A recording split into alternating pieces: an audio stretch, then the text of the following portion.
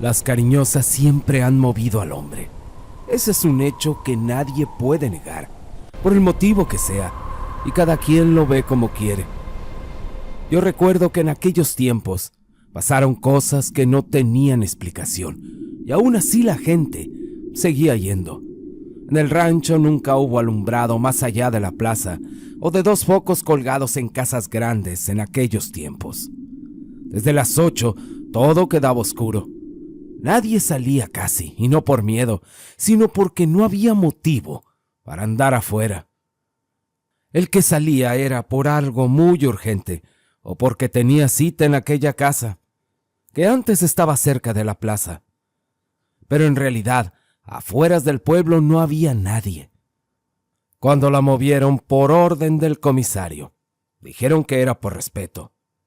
Las mujeres ya estaban cansadas de que los niños vieran mujeres pintadas de más y enseñando algo. Algunos escuchaban cosas desde las ventanas con oídos curiosos, así que una semana desarmaron todo y levantaron otro al extremo del pueblo, pasando los últimos corrales, más allá de las tierras donde ya no había casas ahí, solo terrenos amplios y cercas viejas. Los hombres siguieron yendo aún así. Empezaron a cruzar por detrás de los solares, a meterse entre terrenos baldíos y caminos muy oscuros, que en el día nadie usaba, porque no llevaban a ningún lado, pero de noche sí lo llevaban. Decían que eran atajos, y ahí fue cuando comenzaron las cosas. Había un joven, Jeremías, y empezó a ir por Lidia, una muchacha que empezó a trabajar ahí. Ella había perdido a sus padres, tenía sueños, y encontró un camino fácil. Jeremías no entraba tanto ahí. Él más bien la esperaba afuera, junto a la sombra de una barda. Ella salía 5 minutos antes de que llegara más gente. Hablaban poco, y él le decía que no era lugar para quedarse. Pero ella también le decía que no era un lugar para siempre. Un hombre contó que al cruzar por aquellos terrenos, detrás de la casa de los Salgados, escuchó a alguien caminando paralelo a él, del otro lado de la cerca, aunque ahí no hubiera nadie, y pensó que era otro que iba al mismo lugar. Aceleró un poco los pasos, se detuvo, y del otro lado, los pasos también se detuvieron. Él ya no quiso voltear. Algo le decía que ese hombre estaba raro, y más que ni lo conocía, cosa que en un pueblo chico eso no pasa, pero apenas era el principio de todo lo que se iba a venir. La mayoría decía que eran ideas por andar pensando en lo mismo, pero a los días empezaron a regresar más callados. Los que iban no dejarían de ir por rumores o historias. No había ánima que los asustara. Jeremías fue notando algo distinto en los caminos, porque de noche estos se sentían ocupados por algo. Días después, el dueño de aquellos terrenos donde pusieron la casa contó que una vez estaban limpiando. Dice que los peones encontraron restos de algo.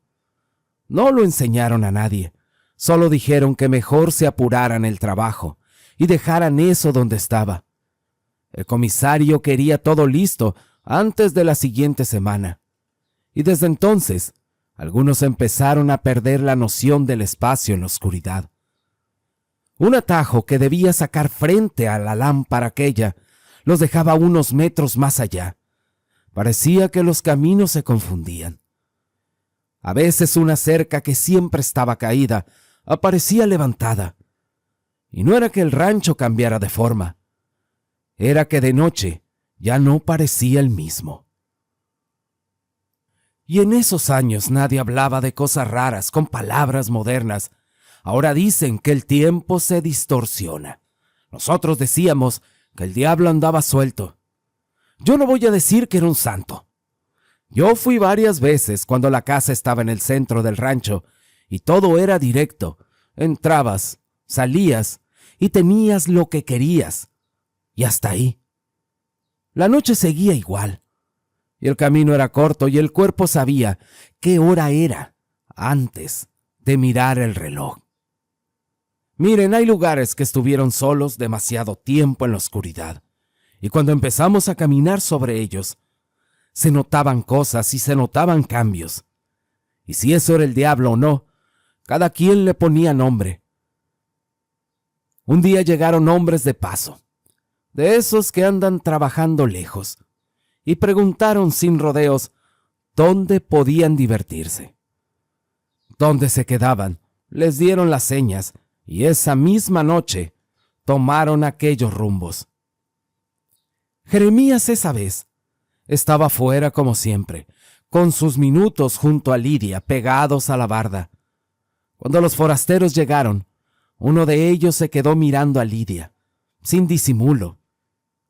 Jeremías dio un paso al frente, y el hombre respondió con burla. Se puso pesado con ella. Antes de que aquello creciera, Lidia le dijo a Jeremías que así era eso, que no se metiera, que no valía la pena. Ella no fue cruel con él, fue clara. Pero a él le dolió. Pero sabía dónde estaba parado, así que se quedó un momento más, y después decidió irse. Él tomó el atajo de siempre. Iba hablando solo en la oscuridad, repitiendo lo que no pudo decir allá. Cuando a la mitad del camino, vio a un hombre parado, como si estuviera esperándolo. Este no era del pueblo. Eso se notaba en la ropa, en la postura, en la forma tranquila de estar ahí. El hombre le habló primero.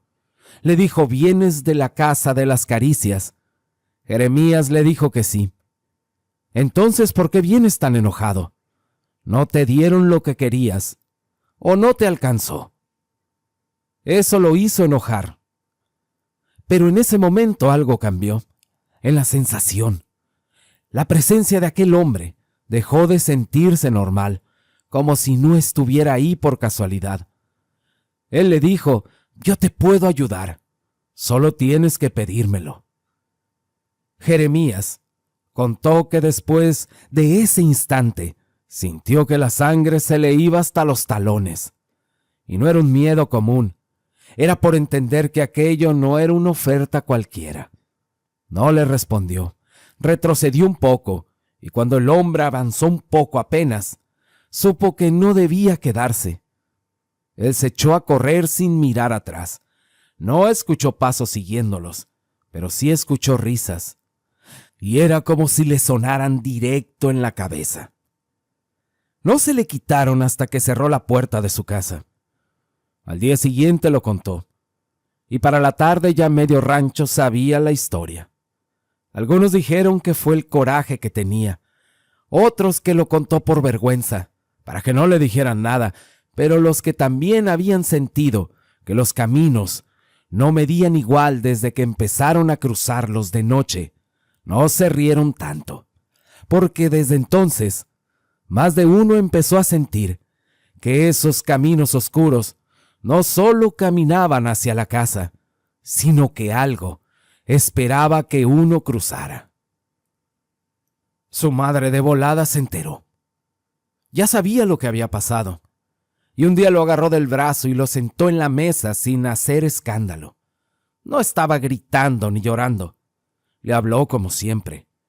Lo miró y le dijo que esa mujer no le convenía, que habiendo tantas muchachas decentes en el pueblo, él se había fijado solo en ella. No lo dijo con desprecio, lo dijo con mucho cansancio. Al no tener padre, pues ella era la que daba los consejos y también la que cargaba con las consecuencias. Y para ser sinceros, las madres casi nunca se equivocan. Yo no sé cómo le hacen, pero ellas saben.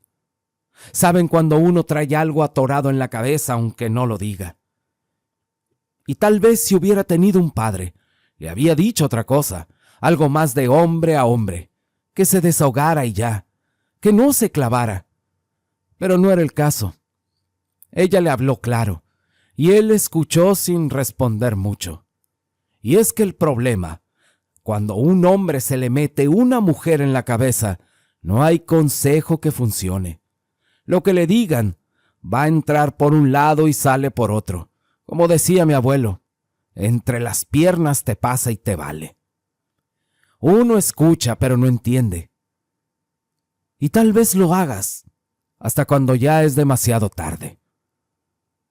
Como la gente empezó a tener miedo de cruzar ese camino de noche, cualquiera pensaría que iban a dejar de ir. Pero pasó lo contrario. Comenzaron a irse tomados, porque alguien dijo en broma que el diablo no quiere a los borrachos, y la frase se quedó, hasta que muchos lo tomaron como verdad. Decían que tomando uno no siente, y que si algo se atravesaba, no lo ibas a notar, que el alcohol hace ruido por dentro, y nada se le acerca a quien ya va perdido. Entonces empezaron a irse ya entonados, antes de cruzar por aquellos caminos. Iban riéndose fuerte, gritando cosas a la oscuridad, como si eso demostrara que no tenían miedo. Lo que no entendieron es que el miedo no se va por cerrar los ojos, solo se hace torpe. Pero los pleitos allá crecieron. Cualquier empujón se volvió un golpe, cualquier mirada se tomaba como ofensa, y el camino se llenó de voces arrastradas y pasos desordenados. Algunos juraban que así era mejor porque no recordaban bien el trayecto, pero otros comenzaron a contar que precisamente en ese estado sentían más extraño el paso, como si el suelo se extendiera más de lo normal o como si las risas no fueran solo de ellos. Hubo quienes aseguraron que en medio de las borracheras escuchaban a alguien más reírse entre ellos, una risa que no encajaba con ninguna cara conocida. Pero aún así, siguieron. Fue una forma de blindarse, pero el camino no dejó de sentirse distinto. Y lo que fuera que se había movido desde que comenzaron a ir de noche, no parecía incomodarse por el alcohol. Al contrario, daba la impresión de que aquella cosa que anduviera allá les resultaba más fácil acercarse cuando nadie estaba del todo consciente. Dicen que el diablo sabe esperar, que tiene todo el tiempo del mundo, y es cierto. Jeremías estaba desesperado por sacar a Lidia de ahí. Trabajaba como burro de sol a sol. Aceptaba jornadas que otros rechazaban. Cargaba costales y arreglaba cercas. Lo que saliera. Ahorraba casi todo y apenas se quedaba con unas monedas. Los guaraches ya tenían hoyos y aún así no compraba otros. Decía que todavía aguantaban. Su madre lo miraba contar el dinero en la mesa por las noches. Billetes doblados, monedas acomodadas en montoncitos. No le decía nada, porque sabía que él no iba a escuchar.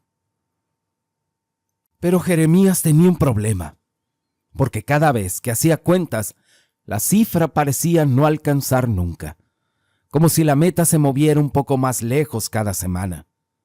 Entre lo que ella pedía para irse, lo que calculaba para empezar en otro lugar y lo que siempre salía de imprevisto, el número no cerraba. Y mientras más se obsesionaba con juntar lo suficiente, él más sentía que algo lo estaba apurando. Como si hubiera una voluntad paciente tirando desde lejos, segura de que el tiempo no era problema. Un día la madre de Jeremías decidió algo sin decirle. Mandó a un compadre de confianza a aquella casa. Le dijo o le dio el encargo de hablar con Lidia y pedirle que le aclarara las cosas a su muchacho, que no lo tuviera esperando, algo que quizás no iba a pasar. Se le pidió como favor, casi en secreto. El compadre aceptó, pero no fue directo al asunto, porque él entró como cliente. Según él, para no levantar sospechas y poder decirlo mejor. Ya dentro, cuando tuvo la oportunidad de hablar con ella solas, le dijo que venía de parte de la madre, que ella estaba muy preocupada, que Jeremías estaba cambiado, que no comía bien y que no dormía, que todo lo que ganaba lo estaba guardando para sacarla de ahí. Lidia bajó la mirada y dijo que le daba pena el muchacho, que sí era bueno, que no merecía estar metido en eso, y confesó que sabía que Jeremías jamás iba a juntar el dinero o que no iba a ser suficiente, y no porque no trabajara, y que tampoco quería romperle el corazón diciéndole que no se iba a ir con él nunca. El compadre entonces se dejó de rodeos y le habló claro. Le dijo que la madre estaba preocupada de verdad y que temía que un día su muchacho hiciera una tontería o se desesperara para conseguirlo. Aquel compadre dijo que Lidia se quedó callada un buen rato. Dijo que ella no le había prometido nada formal, que no pensaba que se lo había tomado tan en serio, pero tampoco lo había detenido, que a veces una se dejaba querer porque es lo único decente que le ofrecen, y más en una casa así, aunque sepa que no puede aceptar. Así quedó. Y al día siguiente, el compadre fue temprano a la casa y le contó a la madre de Jeremías todo lo que había hablado con Lidia, que la muchacha sentía pena por él, que sabía que nunca iban a estar juntos y que él no iba a juntar lo suficiente, que no quería romperle el corazón, pero tampoco podía prometerle nada, que lo mejor era que el muchacho entendiera de una vez. Pero lo que no sabían era que Jeremías estaba detrás de la puerta, escuchando cada palabra sin hacer ruido. No hizo escándalo y tampoco reclamó. Simplemente se quedó quieto mientras algo por dentro se le deshacía, tal vez su corazón. Y esa tarde él no salió. No habló casi nada y por un tiempo dejó de ir a buscarla. Él se metió más en su trabajo. Regresaba directo a su casa y evitaba pensar siquiera cerca del camino. Pero en el corazón no se manda. Y eso lo sabemos todos. Uno puede convencer a la maldita cabeza un rato, pero lo que se mete en el pecho no obedece razones. La amargura empezó a llenarle el cuerpo. Era una mezcla de orgullo, herido y de tristeza. Era algo que no lo dejaba estar en paz. Y una noche, sin avisar a nadie, volvió a tomar aquel camino. No iba con ilusión, iba con coraje, con ganas de soltar todo lo que traía adentro. Pero a la mitad del camino volvió a verlo, al mismo hombre parado en la oscuridad, como si nunca se hubiera movido de ahí, limpio y tranquilo. Jeremías supo al instante quién era y qué buscaba. El hombre habló primero y dijo: «No seas tonto, muchacho. Deja de sufrir. Yo te puedo ayudar. Demuéstrales a todos quién es Jeremías. Que en el pueblo te vean distinto. Tú mereces algo mejor. ¿Y qué mejor que estar con la mujer que amas? La vida es corta y cuando menos lo piensas, se te va de las manos y te vas a arrepentir de lo que no hiciste».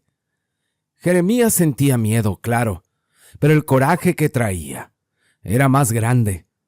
Dio un paso al frente y le respondió sin bajarle la mirada: «Mire, señor, seré un tarugo y un pobre, pero usted no va a tener lo que quiere, no más porque yo esté enamorado».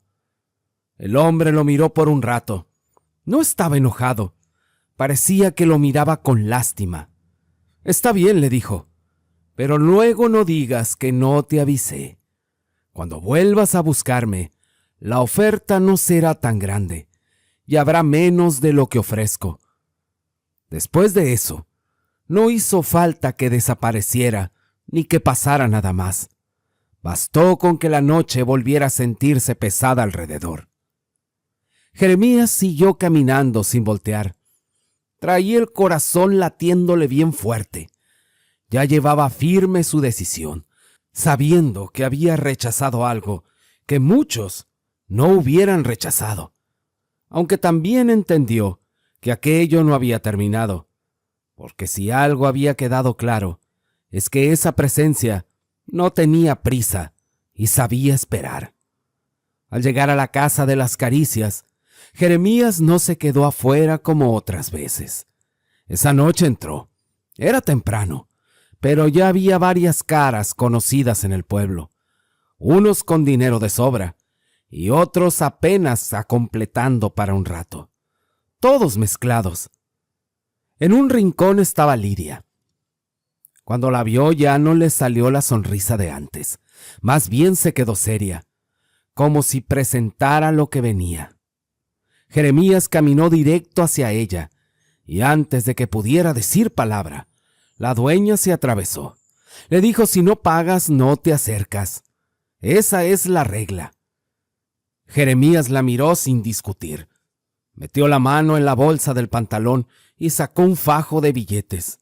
Lo sostuvo un segundo en el aire y dijo: aquí traigo para pagarle toda la noche.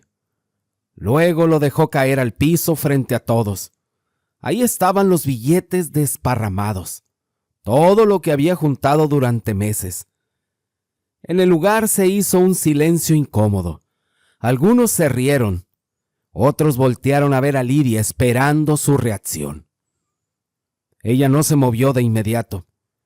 Miró el dinero en el suelo y después a Jeremías, como si entendiera que aquello no era orgullo, sino algo más profundo. Sabía que era dolor. La dueña se agachó con calma a recoger los billetes. Los contó sin prisa uno por uno, mientras el murmullo regresaba poco a poco a aquel lugar. Jeremías no apartó la vista de Lidia, como si al fin hubiera decidido que esa noche no habría medias palabras ni esperas en la cerca. Lidia se levantó despacio y caminó hasta quedar frente a él, mientras todos miraban, algunos con burla y otros esperando un espectáculo. Le quitó los billetes a la dueña y se los puso en la mano. Le dijo: ten tu dinero y lárgate de aquí. Jeremías apretó el fajo y respondió muy fuerte para que todos oyeran que ese dinero valía igual que el de cualquiera ahí dentro, que con eso podía pagar como todos, y volteó a ver a los demás, preguntando si no valía lo mismo. Nadie contestó. Solo se oyeron risas. La dueña intervino rápido y le dijo: vete de aquí, muchacho. No quiero problemas. Pero entonces Lidia le dijo lo que nunca le había dicho. Mira, yo nunca iba a irme contigo a ningún lado. Y esas palabras le pegaron más fuerte que cualquier empujón. La dueña trató de calmar la cosa. Le dijo que si quería, podía escoger a otra, o a dos, o a tres, que dinero traía. Pero él seguía gritando que no, que la quería ella, que no había ido por otra. Un hombre ya pasado en copas se levantó de su silla. Ya estaba hasta la madre, diciendo que le estaba arruinando la noche. Le dijo chamaco terco, y lo empujó con intención de sacarlo. Jeremías reaccionó y lanzó un golpe que no llegó, y de inmediato se levantaron otros que iban con él. Se le fueron encima sin darle oportunidad. Le dieron hasta para llevar, y mientras algunos solo miraban, otros pedían que lo sacaran de una vez. Así quedó afuera en el suelo, todo aturdido, con el ruido retumbándole en los oídos. Desde la puerta Lidia observaba sin acercarse. Jeremías, como pudo, se levantó apoyándose. Estaba dolorido y con la cara caliente. Él buscó su mirada una vez más, pero ella ya estaba dando la vuelta para meterse de nuevo, con esa expresión que no era odio ni tristeza, sino algo más frío, como diciendo sin palabras que ya se fuera y no regresara. Ya se imaginan, cómo iba aquel pobre enamorado, todo mayugado, la camisa rota, y la boca con sabor a sangre y la cabeza ardiendo más por lo que oyó que por los golpes. Caminaba casi sin rumbo, pero el cuerpo solo tomó el mismo camino de siempre, como si no hubiera otro. Y ahí estaba, no parado esta vez, sentado en una piedra al borde del camino, tarareando una canción. Una canción vieja que sonaba fuera de lugar en esa oscuridad. No parecía sorprendido de verlo acercarse. En cuanto Jeremías estuvo a unos pasos, el hombre levantó la vista y sonrió. «¿Ves, muchacho? Te lo dije. Si me hubieras hecho caso, ahora el que se estaría riendo eres tú, y no todos allá. Hasta la mujer que amas te mandó a la fregada». No lo dijo con burla, lo dijo como quien repite una verdad. Jeremías respiraba, y no sabía si por el dolor o por la rabia. El hombre apoyó los codos en las rodillas y le dijo: «Estoy listo para negociar. Tú dime». El silencio se hizo espeso alrededor. Jeremías lo miró sin agachar la cabeza. Tenía los ojos brillosos, y no de miedo, sino de humillación. Le dijo: «¿Qué es lo que quieres?». El hombre sonrió un poco más amplio. «Nada que tú no estés dispuesto a dar. Un favor por otro. Yo te pongo donde quieres estar. Que te respeten. Que ella te busque y que nadie vuelva a reírse de ti. Tú solo acepta». «Mira, quiero que ella me ame con locura. Que no pueda ni mirarse al espejo sin pensar en mí. Quiero una casa grande, de esas que se ven desde lejos. Quiero tierras, muchas, que nadie pueda cruzarlas sin pedirme permiso. Que siempre haya mucho maíz y frijol, y que sea buena la cosecha. Quiero que todos los que se rieron de mí allá dentro en aquella casa desaparezcan, que no vuelvan a escuchar sus voces. Y quiero mucho dinero». Todo eso lo dijo, como si temiera que el otro lo interrumpiera. El hombre lo miró con una calma que incomodaba. Le dijo: «Saliste ambicioso, muchacho. No se te hace mucho. Antes te hubiera dado eso y hasta más. Pero me despreciaste. Entonces, si no puedes darme todo eso, aquí la dejamos», le dijo Jeremías. «Ve a robarle a alguien lo que más quieres». El hombre le dijo: «No confundas lo que soy con lo que hago. Yo no robo, yo intercambio». Dio un paso más cerca a él. Le dijo: «Y lo que pides no se paga con monedas». Pero Jeremías no retrocedió. «¿Y con qué entonces?», le dijo. El hombre le señaló el pecho del muchacho. «Justo ahí donde latía la rabia. Con eso me vas a pagar. Con lo que todavía sientes. Si quieres que te ame con locura, algo en ella se va a pagar para que eso quepa. Si quieres tierras, alguien las va a perder. Si quieres que desaparezcan los que se rieron, no preguntes cómo ni a dónde. Y el dinero siempre encuentra dueño. Un dueño nuevo cuando el viejo ya no lo necesita». «No me importa», dijo Jeremías. A lo lejos se oyó ladrar un perro y luego nada. El hombre dijo: «Dilo claro. Di acepto». Matías aceptó. El hombre sonrió apenas. Jeremías le dijo: «Entiendo que algo se va a perder. Y que así sea. De todas formas, siempre pierde uno». Así que extendió la mano otra vez. Esta vez Jeremías no dudó tanto y le estrechó. No sintió frío ni calor, solo una presión firme. El hombre volvió a tararear la misma canción mientras se alejaba, como si ya no hubiera más que hablar. Jeremías ahí quedó solo. Cuando llegó a su casa, se dejó caer al catre sin quitarse la ropa. El cuerpo le dolía, pero el cansancio pudo más y se quedó dormido, como si alguien lo hubiera apagado.